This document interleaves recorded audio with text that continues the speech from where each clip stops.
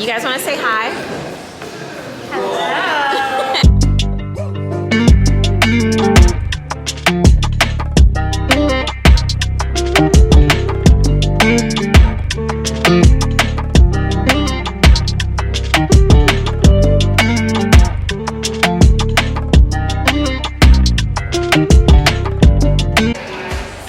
I think I'm gonna get me a donut.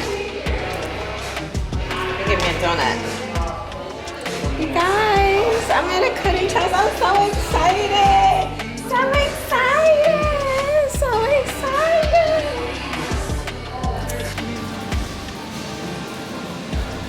Can you wave? You're so cute. Hey.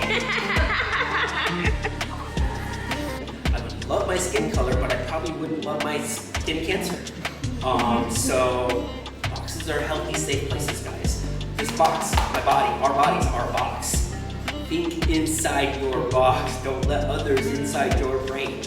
Feel your thoughts. Feel yourself. Not feel yourself that way, but you know what I mean. Feel yourself if you want. Feel yourself. I'm sure you have consent. I mean to have all the hands off. I meant to only take the second hand off. Yeah? So in a proper situation, you would still have one little hand up here. Yeah? And on that one little hand then, I don't have that second hand on, so if I say 130, nothing points at 6. It only points at this corner here, 130. Yeah? So imagine if you could, from the page, put this up from here, please. I feel that this is the primary stance for us hairdressers. Mirror in front of the client, us behind them. Yeah? So in this position, think of the head as kind of emulating off the clock there. With the clock face upward as well. Just like it did right there, face to the ceiling. Then 12 o'clock becomes the front center, the nose area. 3 o'clock becomes the right ear.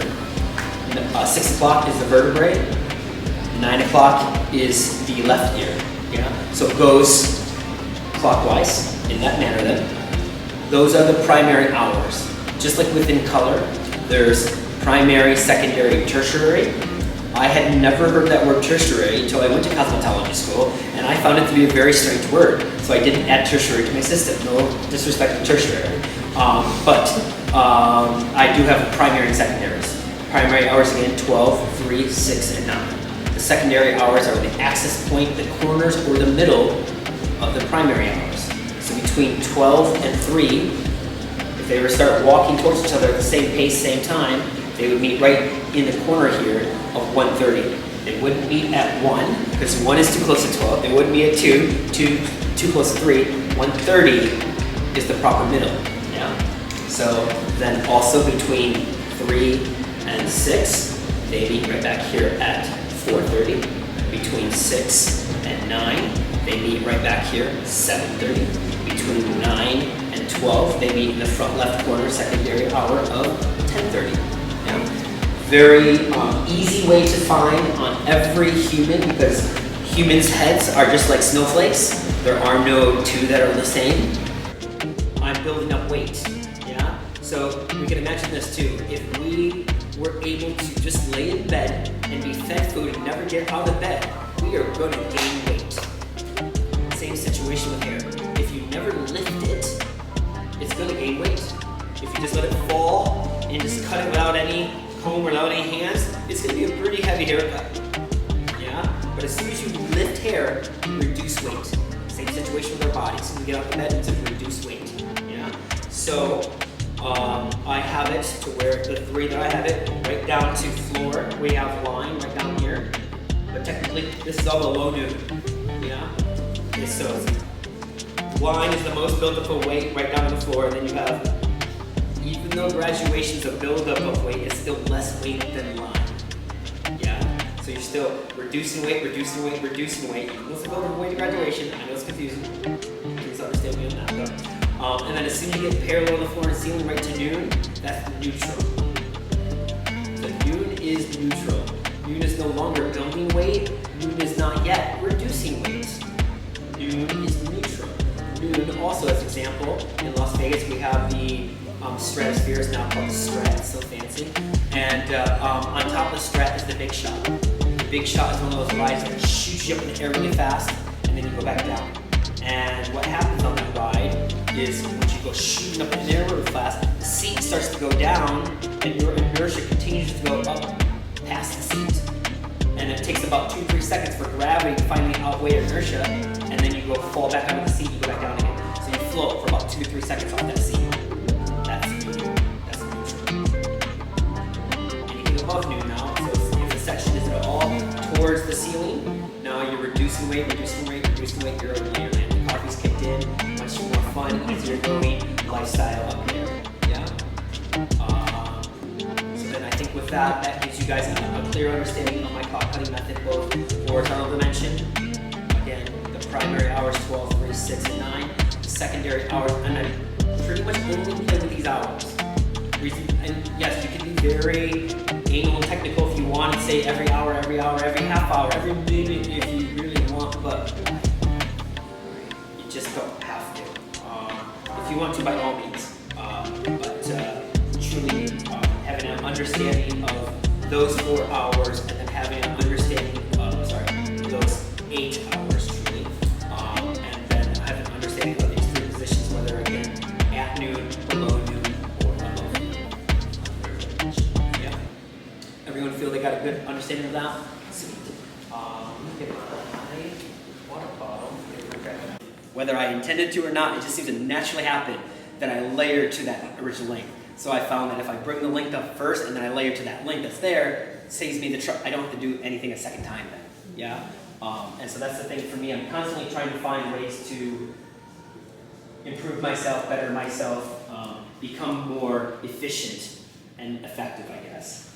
And so for this right here, I know the whole front's going to be shorter. Obviously it's a mod. So I'm just going to have this back just be a flat square line, to be honest with you. So I'll just come right back here. And I'm just going to keep it on a very loose, slow elevation. No lifting at all, just to be as blunt and heavy in there as possible, and knowing that all that bluntness will certainly be softened with the layering that we'll be doing. On this, if I were in a technical sense of things, what I could do is go ahead and just split. Since it's going flat and it's all just safe, I just did it all in one line. It goes straight up, yeah? And that's where this line becomes very friendly. This line is going to become my floor. Lines let you know where to start and where to stop. This is going to be my starting line. This line. And this line lets me know where I'm going to stop and keep my finger straight above those lines. I'm not going to be outside of those lines. I'm going to cut inside of those lines. Yeah? Have this be just straight up. Please, definitely someone film this aspect of me having to bring the chair up taller. Makes me look a lot taller. I had one of my classes last year. The model had super long hair, and I needed to layer it. And I was like this the whole time. So and I helped them put a disco ball up in their salon that morning. So I knew that they had a stand. I'm like, can I actually borrow your stand? I've never done this. Can I borrow? And I stood up on a stand and cut the girl's hair just so I didn't have to sacrifice her hair, basically. Sacrifice my ego for a moment. But just kidding, kind of. I'm only this year I turned 12 on the 29th of February this year, so I'm actually a leap year. So that's why I don't have any short man complex, because for 12 I'm pretty tall. Don't mind me. Okay, so we get in here. I'm good. I want to read her color, but I can't. I have to not read your color, because I was going to kind of play off your color a little bit, but it's almost still going to be losing in some of this back area. It looks like you're losing some of your lightness. Oh, that's a fine. little bit. So okay. I know you'll have the needs to be able to lighten them later. Probably. Yeah. So I think when I just look at things and having shortness, this just feels like it's going to be a good spot to me as far as in knowing where it's going to fall to the sides then, all of that kind of stuff. So right about there. Again, just straight up. Resting my scissor right on my finger, so that way I have much less probability of cutting myself. Yeah? Stopping at the second knuckle, so that way I have more probability of purity in the line, more consistent tension. I used to hear my buddy DJ and Tracy and all these other fancy sassoon cutters always talk about tension, tension, tension. I am going to though, I'm not going to just stay flat, I am going to follow the head shape. Yeah? So I'm going to round in this manner. Yeah? I don't want to, even though I want the front to be longer, I know this is still going to be long enough for that front. Yeah? So I will round into this. That all said, I would hear them talk about tension, and I used to think just fart and release the tension, guys. Kidding, kind of. But I definitely, over time now, have come to terms that tension does have value and importance in a haircut.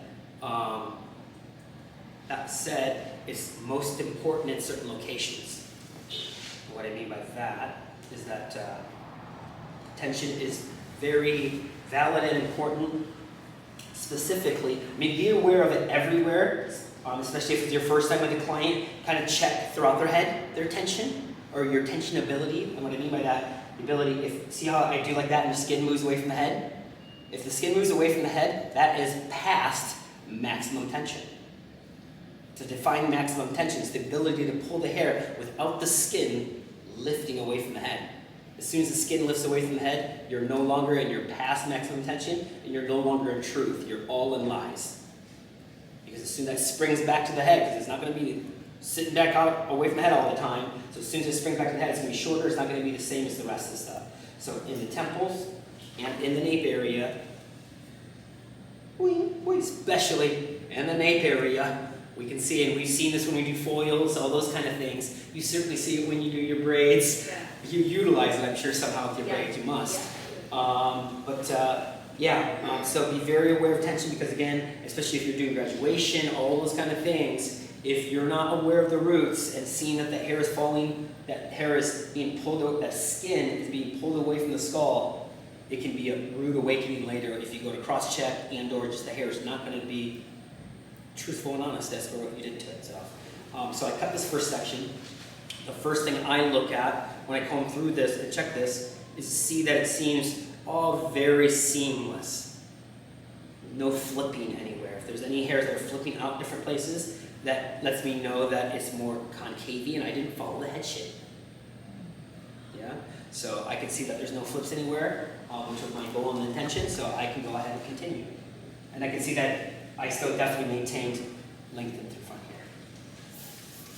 Ira, does Yes. that rule apply to all textures? As far as like if you're doing a men's cut or like a shag on a hair that's a little more wavy, not high density, but medium density to light density, like a little texture to it, like her hair here, and you see like a little flip, would you consider that you having to drop the elevation forward or? Great question. Some hair, no matter what, obviously if they've got wave in the hair, it's going to have a flip or a bend.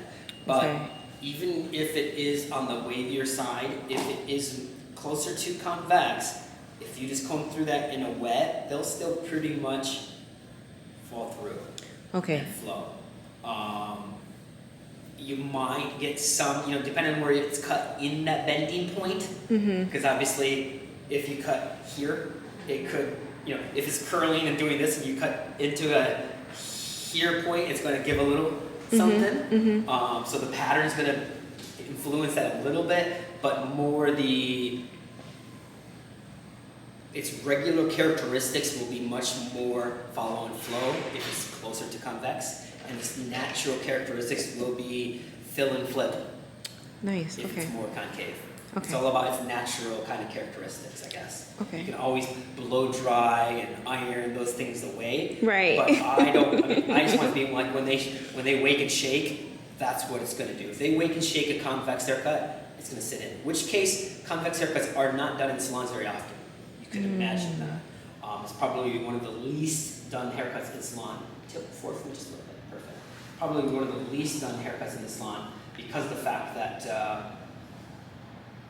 to be 100% following the head shape, it's not easy.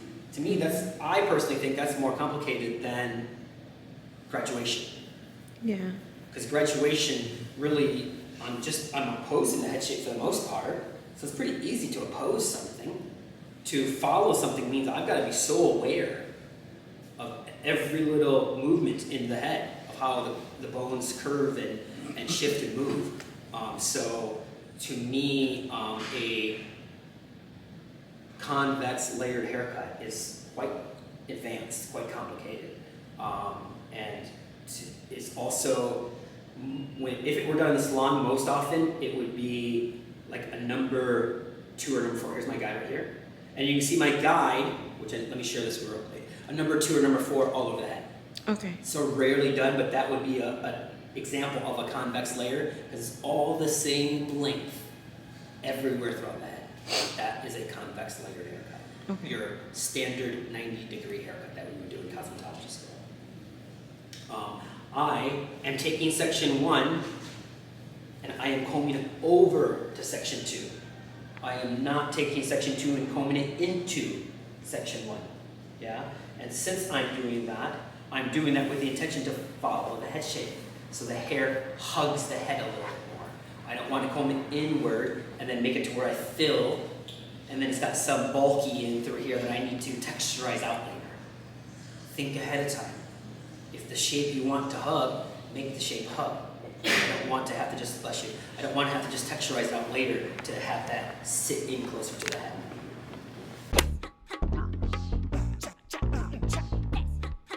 Hello. This is supposed to be a full day at the salon. I just got here. I'm gonna show you guys my outfit in a little bit. I don't think you guys are gonna be able to see it. Let me see if I put y'all here and drop this. And up there you go. So I'm wearing my peplum shirt, oversized pants, and was going for comfort today. I do have CrossFit later. Was definitely going for comfort today. My first didn't show up yet. I think she have a 15-minute grace period. It's 9.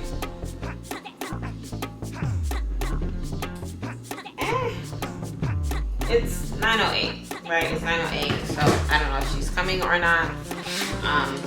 So when I don't have no shows, when I have no shows, I'm gonna fold some more towels, make sure laundry is going. So you're always running towels at the salon, because you don't want to get an influx of people and you don't have towels. So I'm gonna go ahead and run some towels.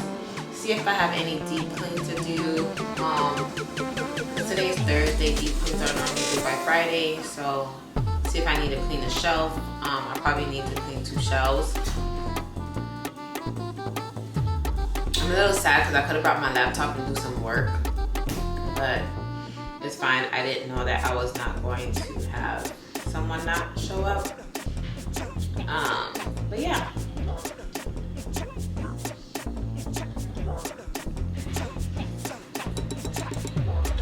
BCAs, drinking water throughout the whole process, but let's get right into it. Let's just start the day. I'm cold and I have CrossFit later. I get up at 5, so I'll work a 9 to 5 today.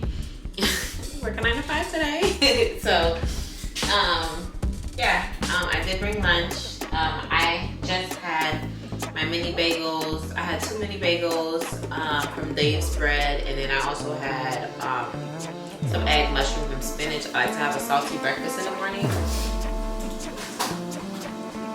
Then I also packed for lunch strawberries and grapes. And then I have just Dave's Bread 2 and 2 chicken patties.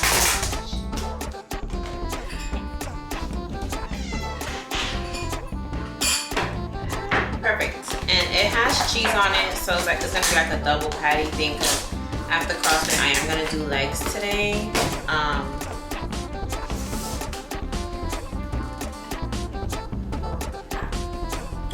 Why Grace canceled? Oh, my guest checked in. Yes. My guest checked in. I didn't want to say anything. No, you're good. Someone canceled and my guest just came, so I'll see you guys on the floor. How long have you been cutting hair for? You want to ask me when I'm about to cut your hair? No, I mean, I still got to do my research. I know it's been a while. It has it? I don't know. You tell me. 1 year. No. Next to the straight and talk for me.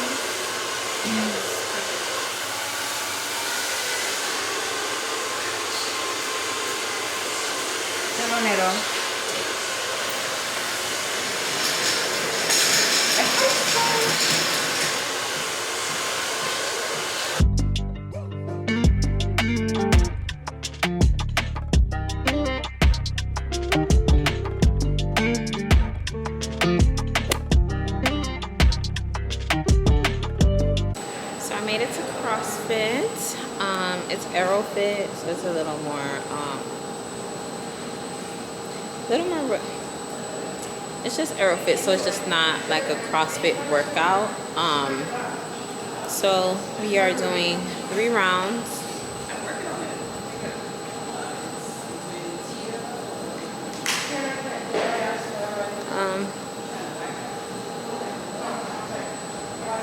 So it's 3 rounds for time. If I could get back on it, it is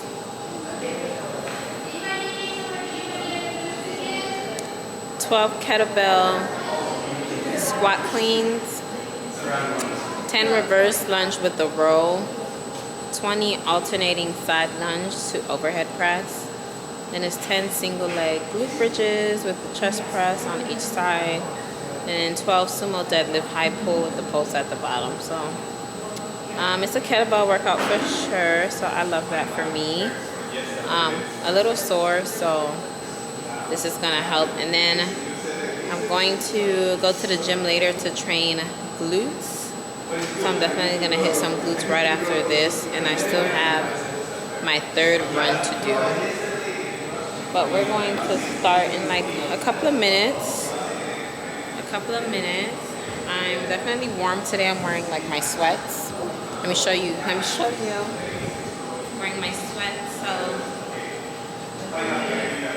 sweats. My sneakers are pretty flat, so it should be a little comfortable today. But we're about to get started. So BRB. The 3 rounds. 3 rounds.